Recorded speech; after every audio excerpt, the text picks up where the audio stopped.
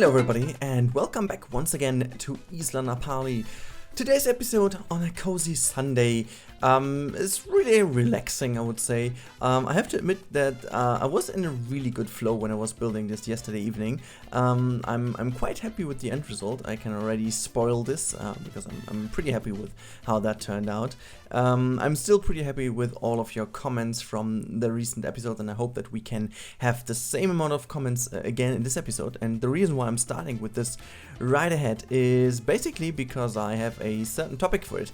There was a comment on the last video, and oops, sorry if you heard some weird noises. That was me just grabbing my phone, but at the same time going into my little crackers bottle or whatever this thing is called, so it was a little bit of a weird noise. Anyways, with a nice comment from Lars Jansen, who said, to have good advertising we need to have a good slogan that is based around our project so people know what to expect.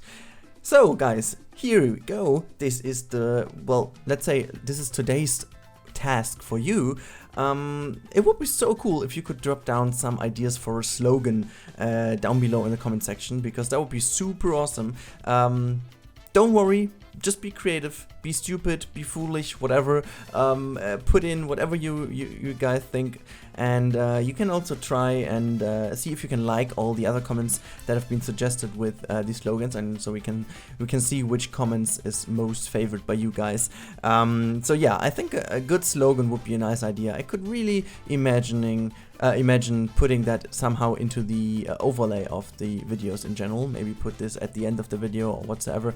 But yeah, a slogan would be a really nice thing. So if you guys want to be creative, just drop some ideas about a slogan down below in the comment section. I would be so happy if you would do so, because that would also be a nice thing to be implemented into this series. But now let's talk about another thing that has been a, let's say, much discussed topic of the last episodes, and this is the little wheelchair elevator on this left hand side. And I've done some research on this topic, and also some of you guys came up with some nice comments around this topic. But I think that the start of the discussion was the complaint, or not really complaint, let's not call this complaint. It was more or less more like a little hint that maybe a elevator would be a little bit too much for it, and that a ramp would also do the job. And obviously, yes, a ramp would do the job in general, but here's the thing.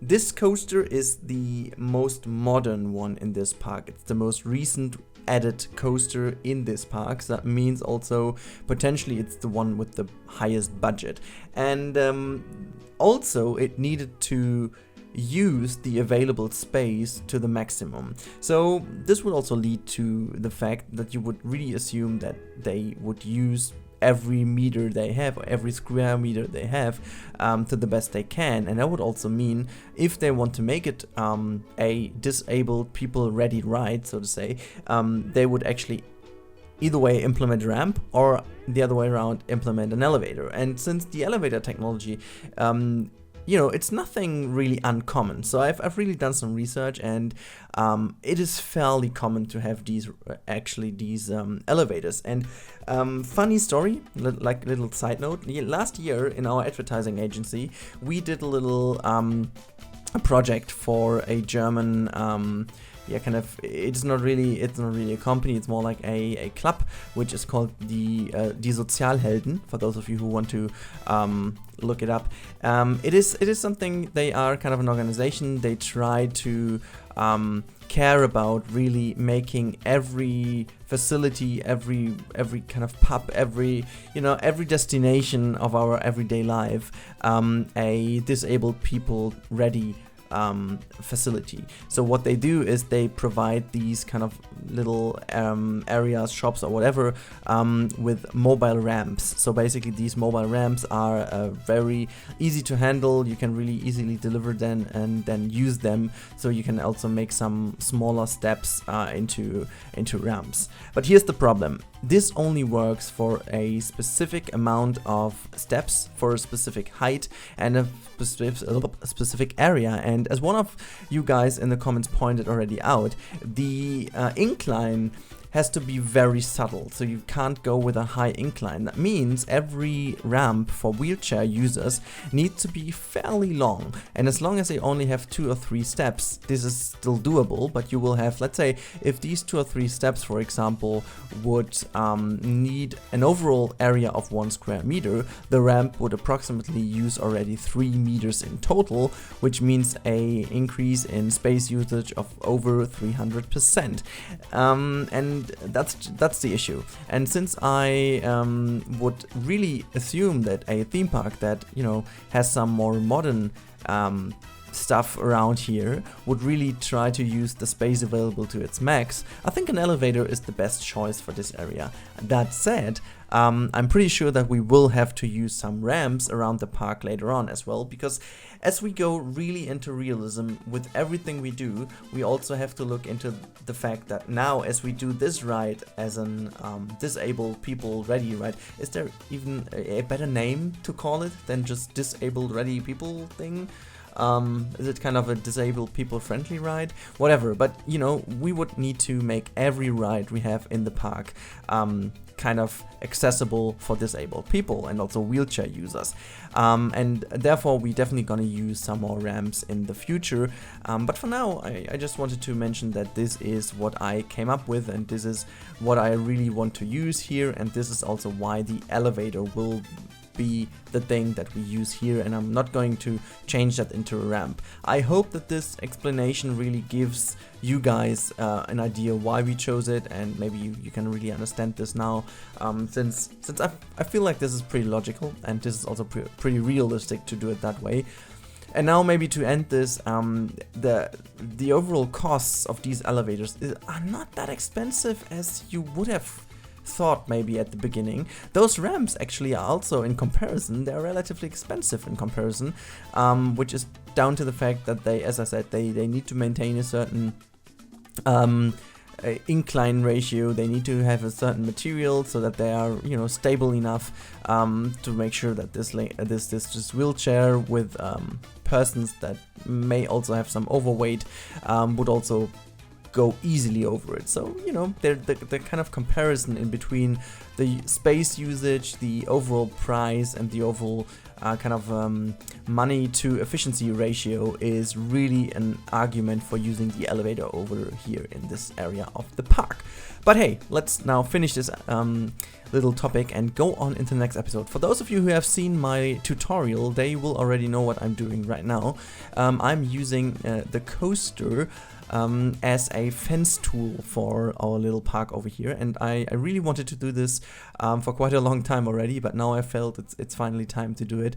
What I basically did is I used the wooden coaster. I went in and said that it should be a little bit tilted so that we only have one side of the coaster sticking out of the ground, and then you can pretty much use it nearly as a fence tool. That's as simple as it is. You can basically just, as you have seen, you can just form it to the pathway, and it completely perfectly gives you the shape you need. So that's how you would do also a fencing with the coaster. Also, I wanted to do this to save a little bit on prop count already now.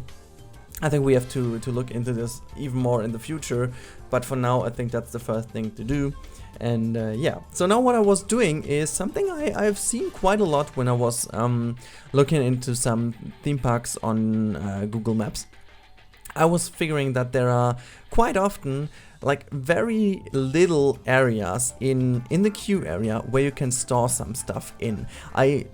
I don't really know why you would do this. I'm not quite sure if it is really because of maybe having a little bit of an area where you can store some kind of barriers or whatsoever. I don't really know what exactly this is for, but I wanted to bring that in here as a little element of reality or realism in here as well. So what I did is I tried to bring this little yeah, kind of little space in between the queue and the pathway in, and wanted to cover this up as subtle as possible, but also still make sure that it is not as, you know, easy to see from whatever angle you're looking at it.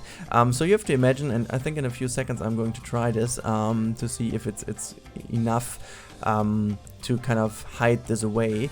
But the idea behind this really was to create this little space in between where you can put some rubbish, or you can, I think it's basically not the storage for like everything, but if you have something which you want to store there for a moment, you at least have this little space available. I don't know if you can put also some trash cans in there or whatsoever. I'm not quite sure, but I just saw that this is used fairly often, so I wanted to bring that in.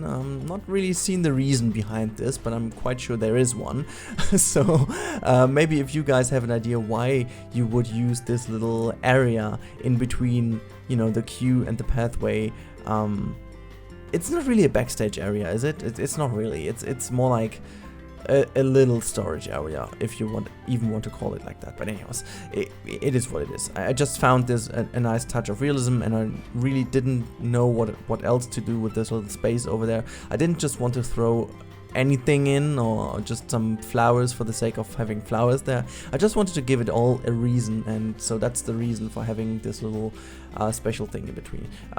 Also, one thing to mention is for you may ask now how you wouldn't be able to see what's in between there. Well, actually, one mistake I always made is I was always thinking from the perspective, wow, my English is so wrong today, the perspective from what we are playing from, right? So it's like the bird's perspective, but you always have to look at things from basically from the Tejet cam perspective, so like really from the person's point of view, and then you really see if you can see things or not. So sometimes a little fence is already enough to block the view, and you know, just using a fence rather than building an entire house around it makes the whole area look a little bit more open and friendly, rather than just having all so heavy and blocked. But yeah, now again, building on your suggestions in the last video, I was really struggling to find a nice flat ride to put here.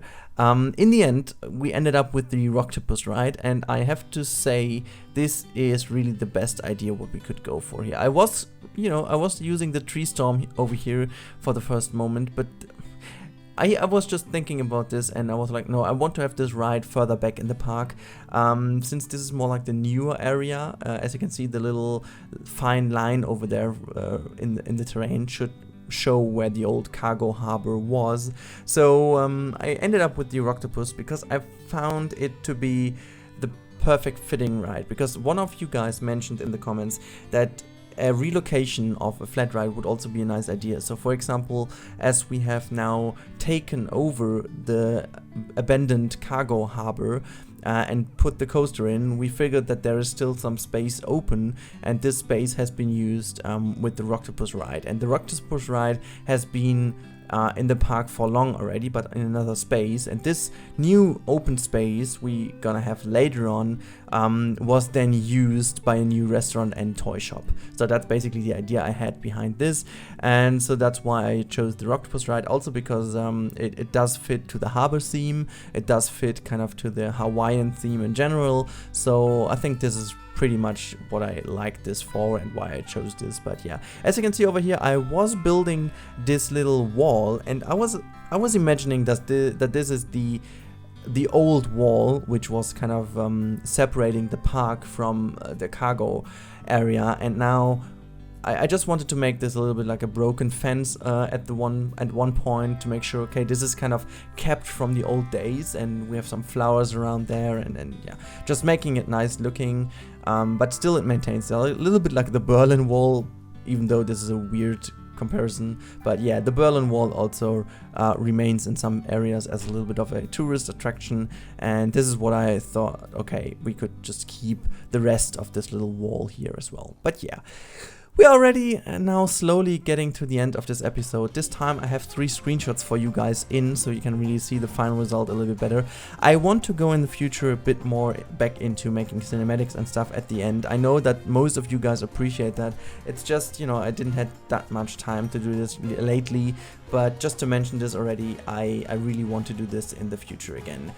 So just as a little service. One final topic, guys, I would really highly appreciate if you just could go over to my City Skylines video from yesterday.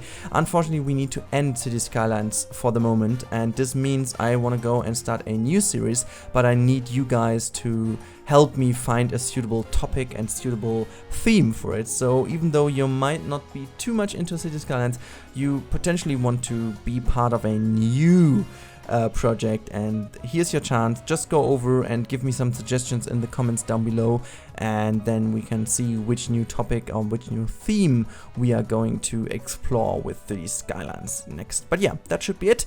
I hope you enjoyed this episode of Planet Coaster for today. We see each other maybe tomorrow evening in the live stream on Twitch at 8 p.m. Central European Time. If not, have a great Sunday and see you in the next episode. Until then, bye bye.